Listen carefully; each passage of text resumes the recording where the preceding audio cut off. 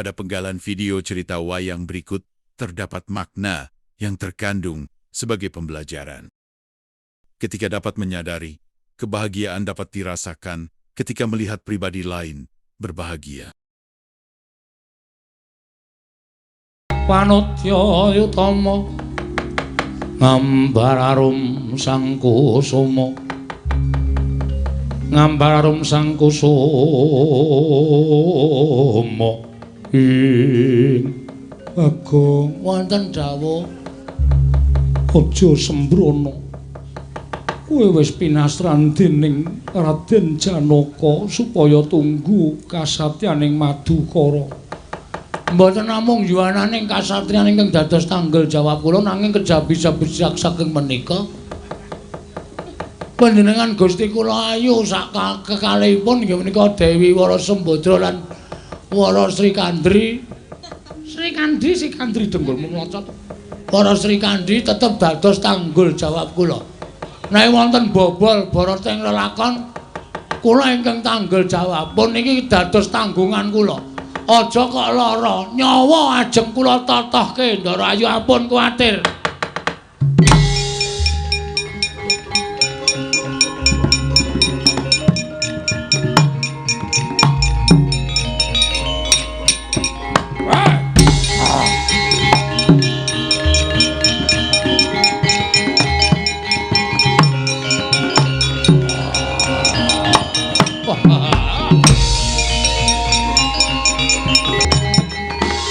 Pandha tata Gatiwisraya Indriyaksa Sara Maruta Pawana Bana Margana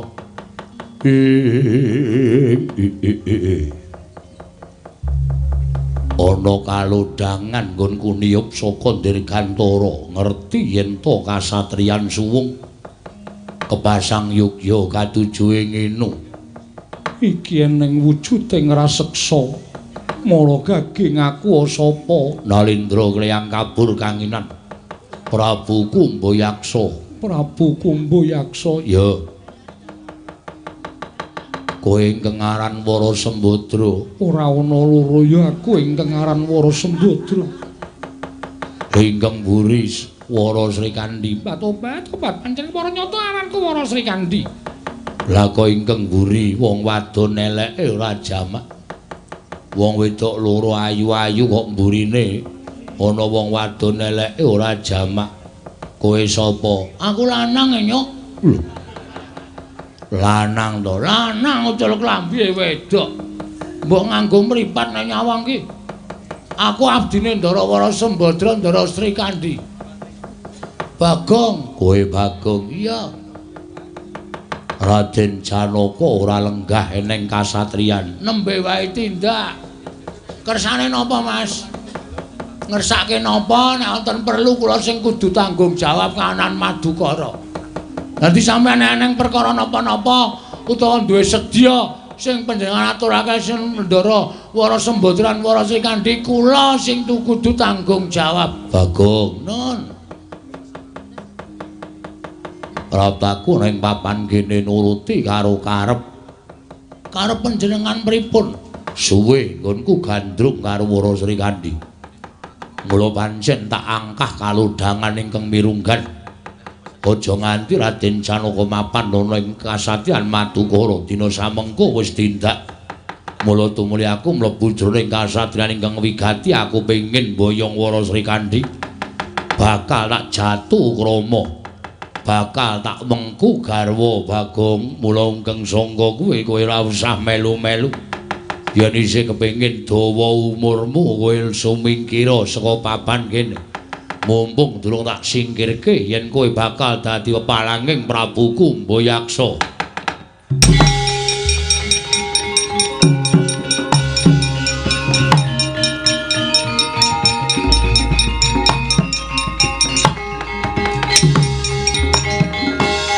Mikun sang gancing langit kelap-kelap katon lirkin sanging risang mawe gandrung.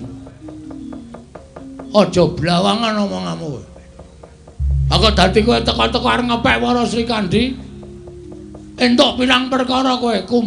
Lho. Bagong sapa Kumbayaksa. Kowe ngerti ora?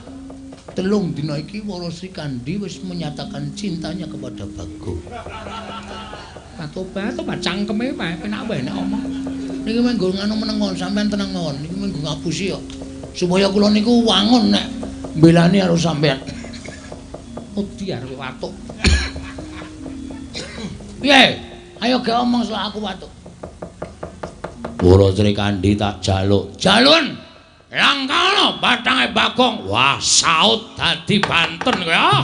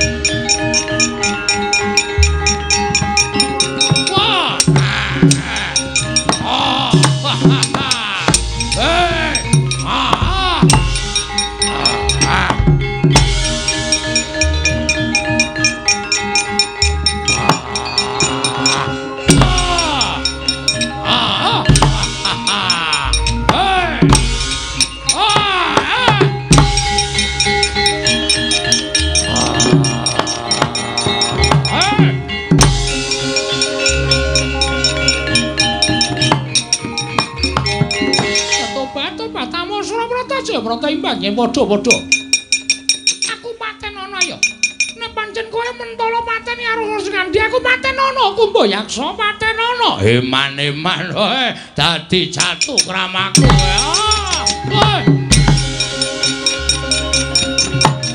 Waduh.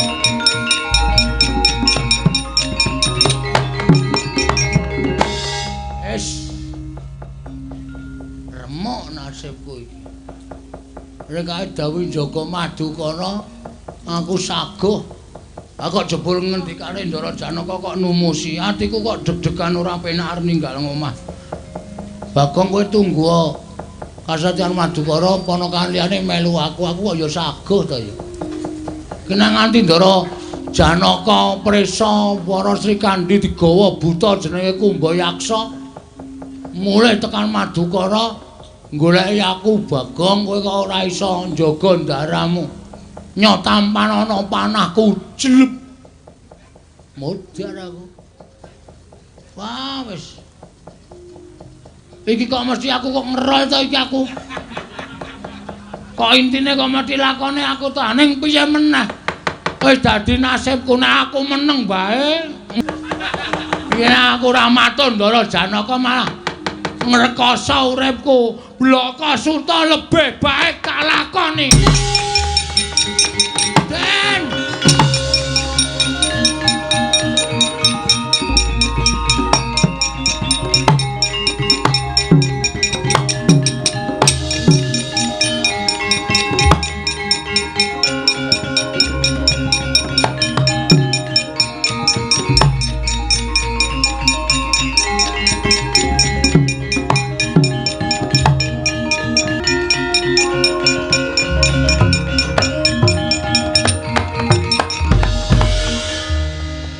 Tindake mandhek mangu. Gagang Semar. Enten apa? Kok kaya ora jenjem. Ora kaya adat sabene Arjuna ninggal marang kasatriyan. Dina samengko kaya ora tentrem rasaku. Pun to. Mboten sadi penggalih awi diteruske tindake pun mboten sadi penggalih Ndara, pun mboten sadi penggalih. Ngupaya pusaka langkung prayogi tinimbangipun panjenenganipun menggalih Kasatyan Madukara tur dasare wis enten Bagong. Bagong niku nek kon jaga, wah jlimete ora jamak-jamak. Wong bola-bali mlebu satpam ya ketampa ning bola-bali ditokke. Mboten karo-karuan. Amargane rada edan dadine pimpinane niku gila nek nganti Bagong kok rada edan kok dadi satpam. Awit diteruske le tindak Gus. Ndara Janaka kendel den.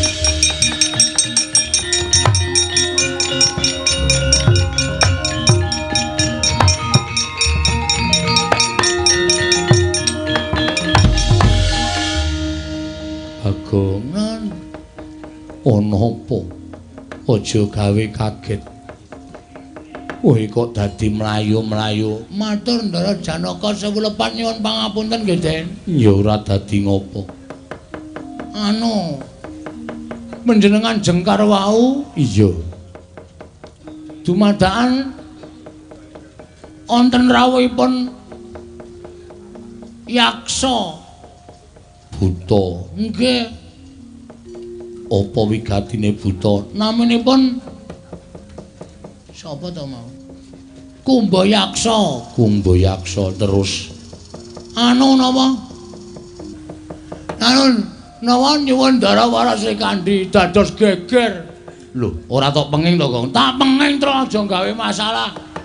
Ning terus Darawara Srikandhi perang dhewe, ayo garwane Ndara Janaka Ndara Srikandhi ra wonge mecece ana to. Wes pokoke ngono ae.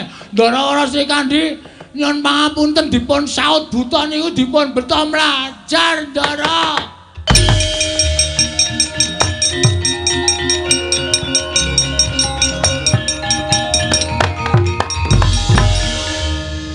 Bagong. Wonten dawuh. Aku wis kandha karo kowe apa? Aku wis tau kandha karo apa?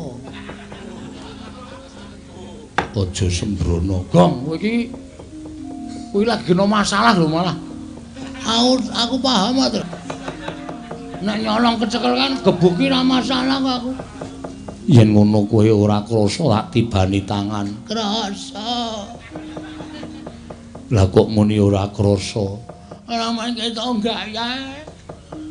Kula nyuwun pangapunten, Ndara. Pancen kula luput. Terus, Gong, digawe njewewek raimu, Gong. Men seneng sing do nonton men seneng saka ngiringan. Ngrekoso tenan ati kula. Soale gawe senenge wong iki ibadah. Anyane ibadah.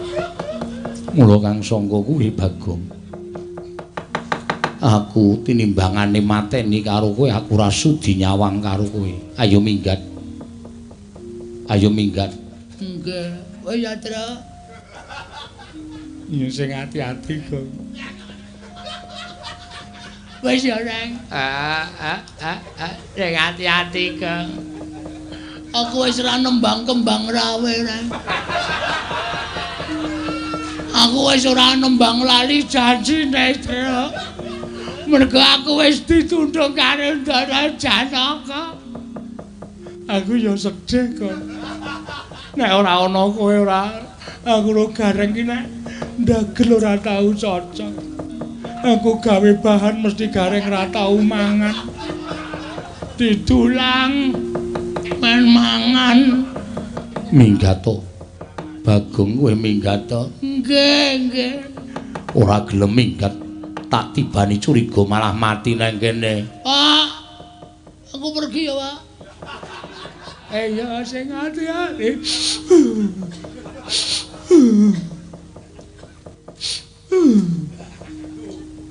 Ngorok kok, Trek. Ngoroke Semar iki. Kaya nangis reng. Hati-hati. Sampun yen Ndara. Ora caturan karo dapurmu, Bagong.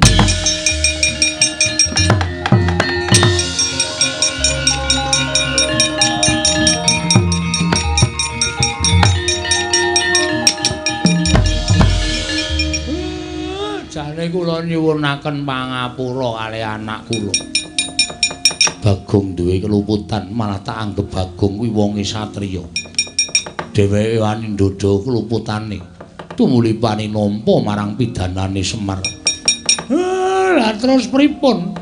Duwe pusaka yen to ora kesanding garwa ora bakal bisa tentrem. Kersane aku tak goleki Wara Srikandhi Kakang Semar.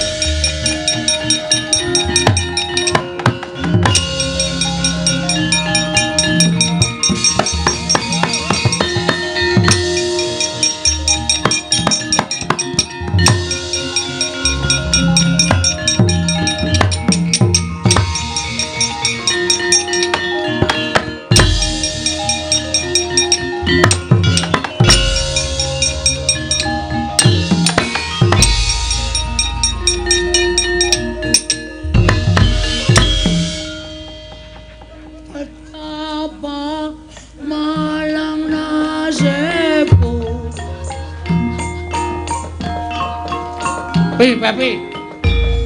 Kendange iki aja madeng disuda. Malah ngelus-lus brengos. Wah, wis jan nasibku ngrekoso tenan. Bisa karo wong tua, bisa karo sedulur. Ngrekoso tenan. Aku urip tanpa guna nek ora iso melu wayangan. Wis dipisah karo Ndara Janaka. Gunane apa? Hibur aku sehari-hari. Ngibarate sambil menyelam minum air entuk hiburan karo entuk bayar. Aku kok dadi iki nasibku wis cilaka temenanan. Wis. Wis tak putuske. Golek dalaning pati.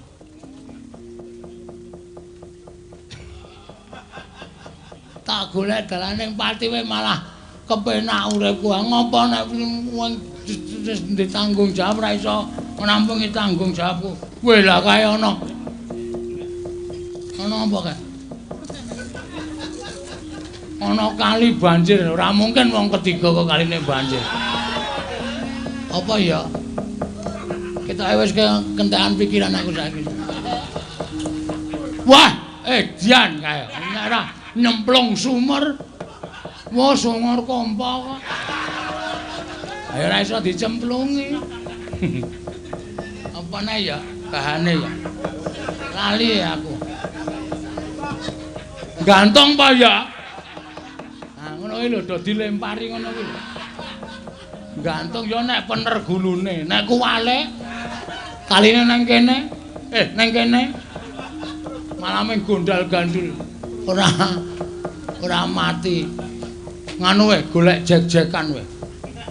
Jek listrik kae tancepke terus kabel tak loncot templekke ilang.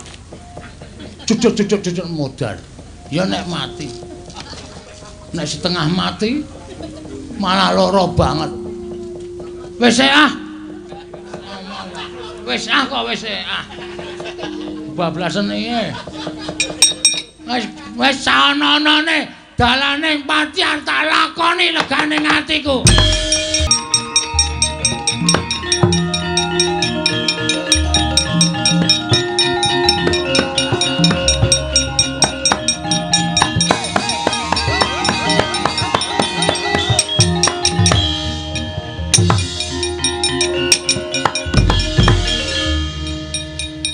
Tekan bakul kerupuk aku. Bakul kerupuk dengkulmu melacat kira. Nerok anu Bagong. Kleru mudyar. Dewa kleru nerodo. Berkencang warudaya Pak Pong Bu bolong kali cudi sapa sing gawe. Bagong. Dalem Bu Kulun. Kita aja mati ya Bagong, yen kita mati wis ora ana sing biksa bakal gawe gayeng. Mekaten Bu Kulun. Mergo akeh sing tresna karo kowe iki, Bagong. Nggih, ya ming ora ketara. Wah. Lelembun apa? Bot ora. Ora ketara ki tegese ya pancen padha ming batin lan jeneng kita. Ming padha ngrasani lan jeneng kita ning jane tresna karo jeneng kita. Saking pacoban ning jagat iki pancen kabeh kita kudu nglakoni klebu apa ingkang kita lakoni iki wujudake saking sawijining pacobaning dewa. Mekaten Bu Kulun. Lah iki ngene. Pripun? Ulun tedhak ana ing Madyapada iki dadi jalaran nggone ulun ngundurake pusaka. Ya kuwi pusaka Madukara Kyai Pasopati. Ulun ingkang mundhut saka ing kasatriyan diutus dening Sang Hyang Jagat Giri Pratingkah ya Sang Hyang Jagat Jati Murti kinarya matedhakake wahyu utawa kanugrahaning mapan jroning pusaka Pasopati ya kuwi ingkang aran Wahyu Jayaningrat. Jayaningrat? Iya. Merga Kyai Pasopati iki besok kinarya mangrurah Satrumurka dadi jalaran kamenanganing Pandhawa jroning perang gedhe Bratayuda Jaya Pinangun. Ulun titip pusaka ya. Mbok titip ki dhuwit. Titip kok mung pusaka. Nggo ngapa? Kejaba saka kuwi kita bakal ulun gandani ora wujud Bagong nanging wujud satriya bagus. Nane, iya. Ora omong kosong lho iki. Ora dewa kok goro iki. Wah, glelek iki. Oh, lumayan dadi bagus sila-sila. Waduh. Ngapa? Dite kobong pukulun. Gosong. Kedokokan rokok. Ah, iki senengane kok sembrono ora. Nek mboten apa-apa tesih payu niki pukulun. Iya, iya. Pinggire kok, nggih. Kita sago, mboten sago sebab menapa? Kita ulun dandani Bagong. Monggo pukulun ratri ndantosi.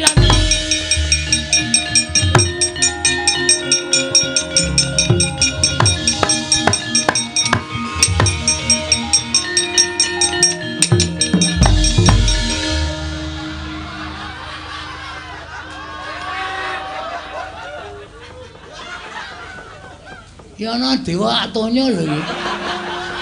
Kaditanya piye? Jare Satya bagus. Kok malah kaya Mudin. Ulun le nyipta kleru. Wah, bagus kok. Jaluke bagus. Aku dadi kaya ngono iki piye? Wah, ora balekke. Tendiang. Sepatu Kickers. Wah, diapure. Bature kok sepatune Kickers. Ayo dadake sing sanyatane. Ayo gantine ora kaya ngono kuwi wujude.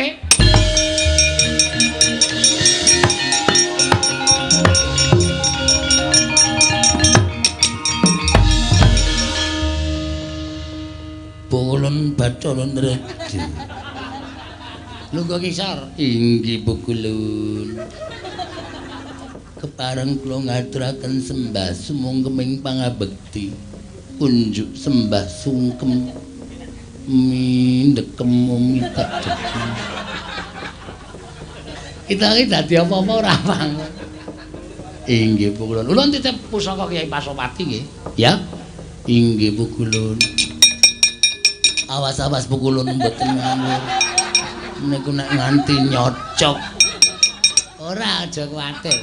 Kene ulun papaken ning Kancing Glung kita. Inggih Pukulun. Aduh yun. Pukulun ampun kasar-kasar.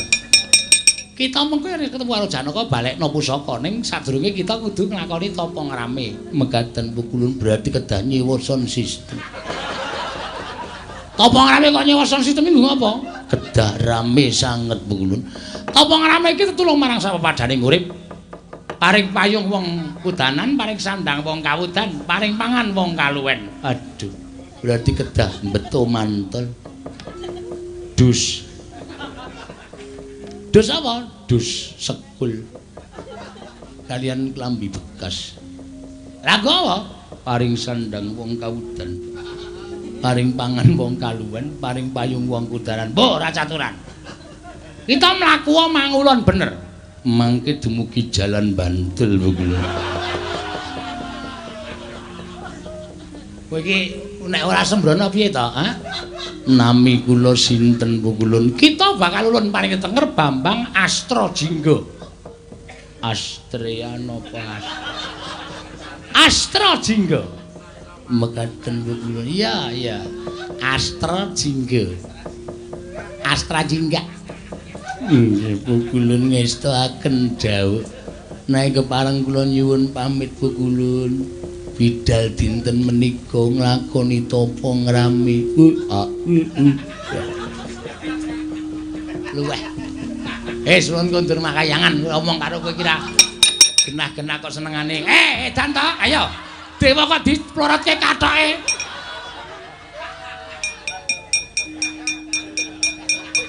Amargi dereng rampung anggenipun rembagan kok ajeng mabur. Niki. Jebul namung kathokan kolor dengkul kita.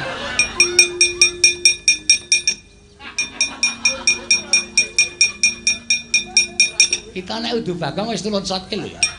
Kita nek udu Bagong tulun cemplung kawah Candra Dimuka. Mangke kula nyemplung piyambak Pukulun.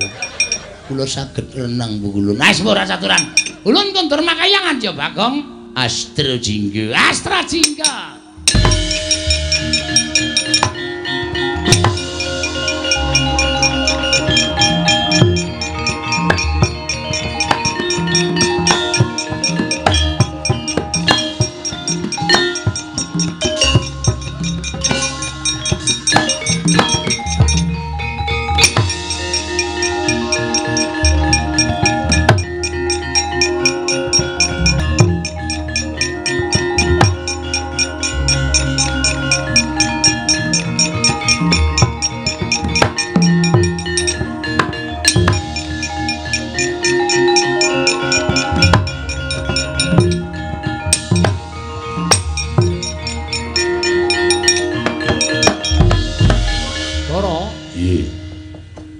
Adimu Madukara ora sowan. Kabar sing tak tampa Janaka nandhang susah. Susahe goncatan pusaka Madukara. Pusaka Madukara apa? Wah, Pasopati ilang saka kasadyan Madukara. Lho, ilang saka Madukara? Wah, iya. Lho, lah kae Janaka malah mrene ngono kok, Jai.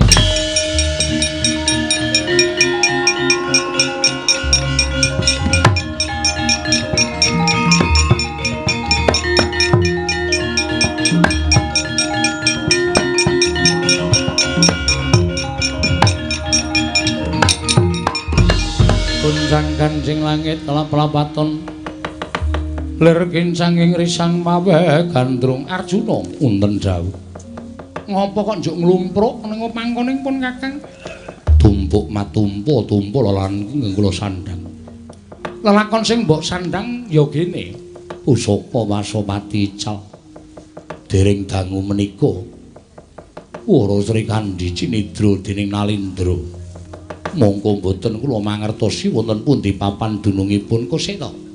Sri Kandi bojomu napa piye? Inggih kasinggihan mekaten. Lah wong bojone ilang kowe kuwi sing lanang utawa kowe iki guru lakine. Lah mbok budidaya goleki ora kok saben-saben ketemu wong tuwa tok mbruki, saben-saben ketemu wong tuwa tok tangisi. Lah nek Sri Kandi kuwi garwaku mestine aku goleki. Lah wong Sri Kandi iki bojomu kok kowe malah pasrah karo aku ki. Kowe iki lanang sing kepiye to Janaka?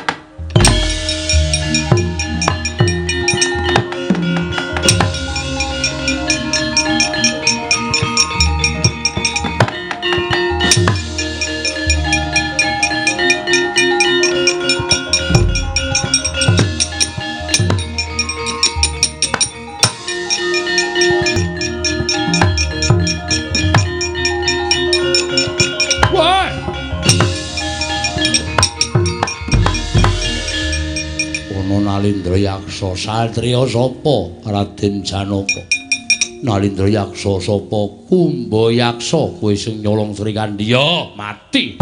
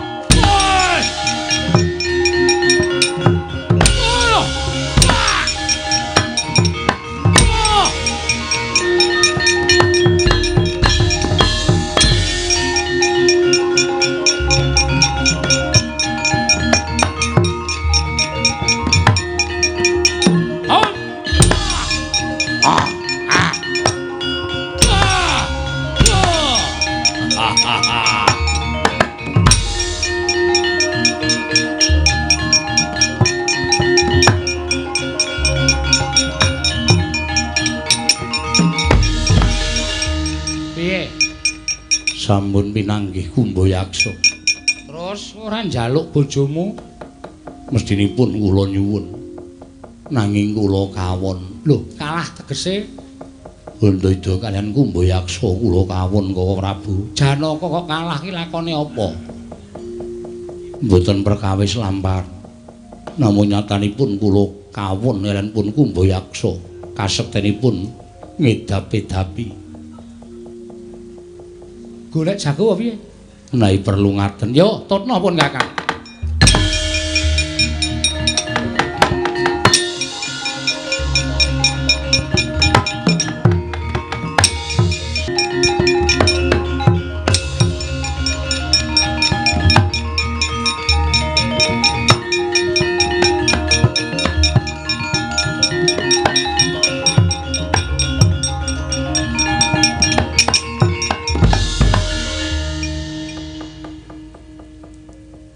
Bagus. Ning kok cacate mripate gedhe cilik. Rada iso tak graji. Berarti rung pate bagus. Iki sapa? takon karo aku. Iya dasar para nyata kowe sapa? Satriya Kleang Kabur Kanginan. Mendung kebaratan ngendi tibane ya ing kono papan dumunungku Bambang Astrojinggo. Waduh, Bambang Astrojinggo. Iya. Kowe sapa Prabu Kresna? Iya aku Prabu Kresna, wangune bocah pinter S2. Iya. Jurusan apa?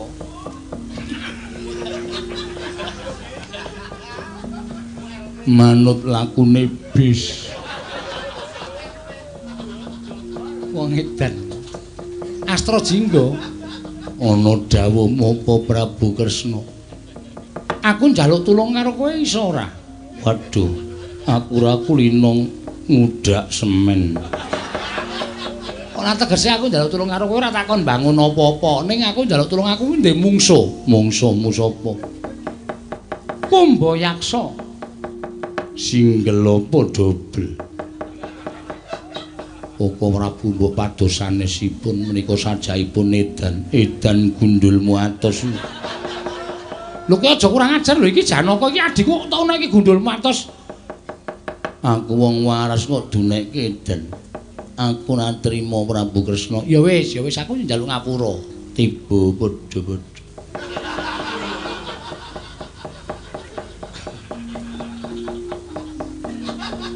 Rumangsaku sapa jenenge Astrojingga iki nek entuk dolop arepe lucu. Coba njajal do meneng rak terus bubar. Iya aja kaya ngono. Kuwi trik pementasan kaya ngono. Sago mbantu ora? Sago. Nek sago mbantu mangkat to. Uang perjalanan. Wong bantu kok uang perjalanan barang ki, ayo wis mangkat to. Ngestake dawuh. Sapa mungsuhku? Jenenge Kumbayaksa. Kendhiaret. Legandang dening aku. Mangkat to. Legandang jangan legandang.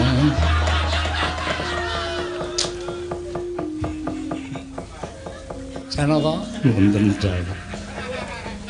Kowe ngerti ra kae mau sapa? Mboten ora. Ora aku tak takon karo kowe kok ana kawanmu kok gotang siji. Bagong kula ken tunggu kasatriyan jalari Sri Kandical mila Bagong kula tundung kesah. Tok tundung kok? Nggih.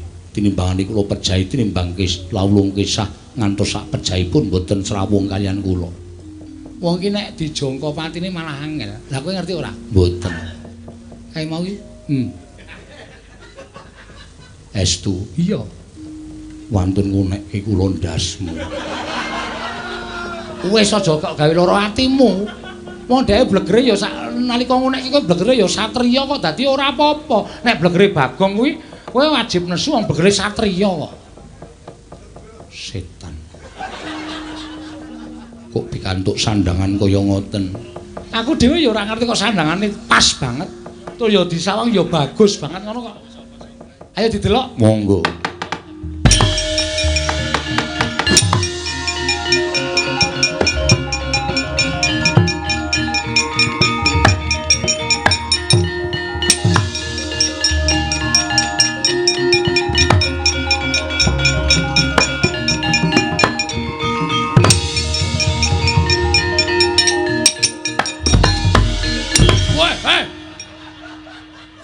Nabrak.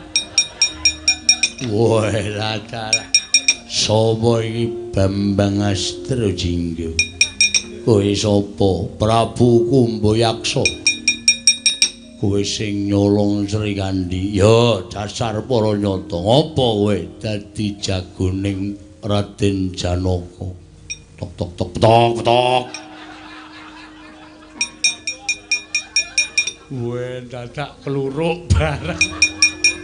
Weh dadi jagoning Janaka jaluk Wara Sri Kandi.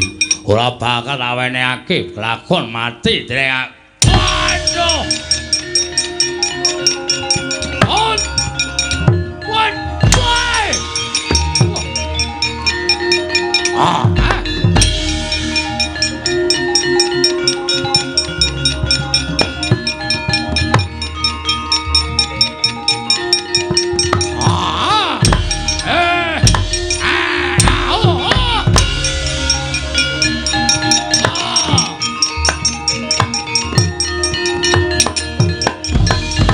Ruket-keket ya samya Bandayuda.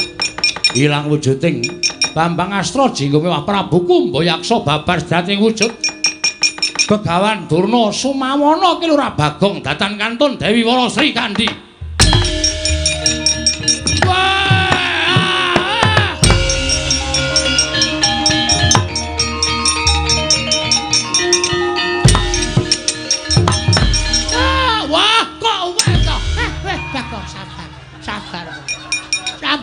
Sabar. Oh, alah. Lole. Oh, wis pahit ora. Ayo ndi Ndara Sri Kandi. Oh, Bagong iki tak papanke ning kalpikaku. Toke. Watono. Iya. Ah, Sri Kandi metu kowe Sri Kandi. Tobat, nuwun sewu penemban. Ah iya aku sing dadi buta, tobat inggilani ora. Wong sing wedoke gila kok kowe ngoncet wae ora. Nek nganti konangan Ndara Janaka piye? Sing nyolong Sri Kandi bapa gurune dhewe. Apa ora wirang kowe? Oh, aja nganti konangan Janaka, Bagong, aja nganti.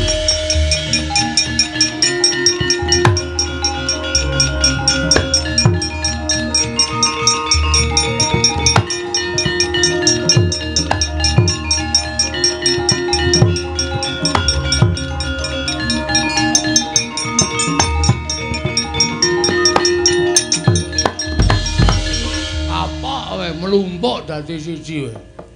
Bapa Durna bapakku. Lho, bapa menemban. Oh inggih Riya Janaka Werkudara iya. Kok wonten mriki?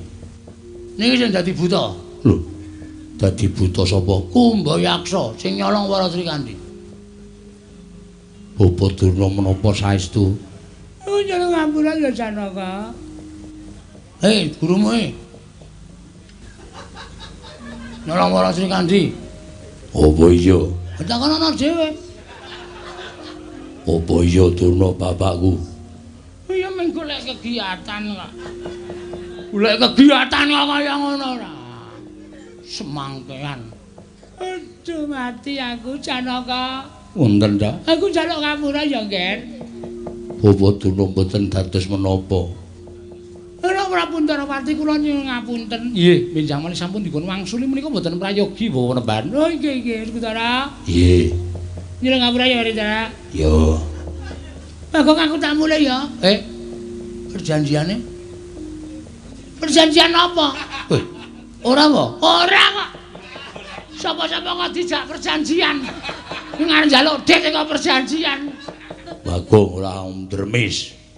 Plak ndasmu. Wah iki jane milane karo bapakne tenanan.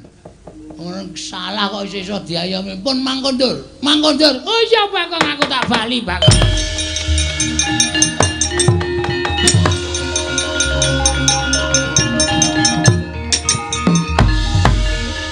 Bagong. Non. Aku ngaturke panuwun. Sami-sami.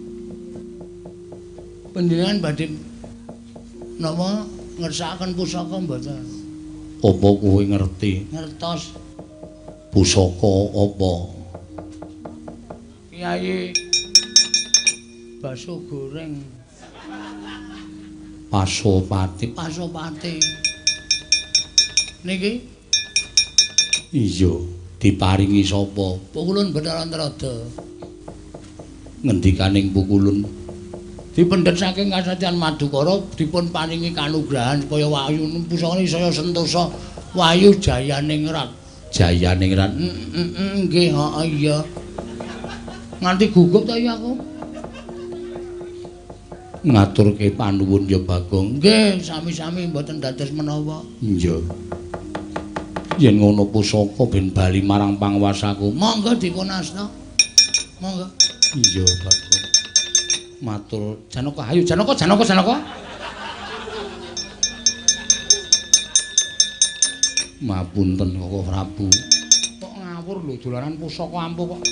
Ning ngarepe wong tuwa kok ditungtunge kok nek nyunyuk ra aku cilaka to. Iya. Yen ngono sing dadi Bambang Astrajingga mau kowe. Kula sing iso mbalekke pusaka ya kowe. Bagong. Nadyan kowe kuwi derajate ngaceplik, kowe derajate batur. Keluputan ingkang mbok sandang mbok dandani kanthi becik malah bisa gawe pewadang marang Bendoro. Aku ngaturke panuwun ingkang tanpa pepindhan ya Bagong.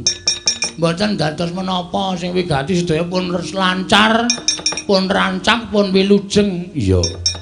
Awis sami suka-suka parisuka Ndrawina Ndara. Iya Bagong.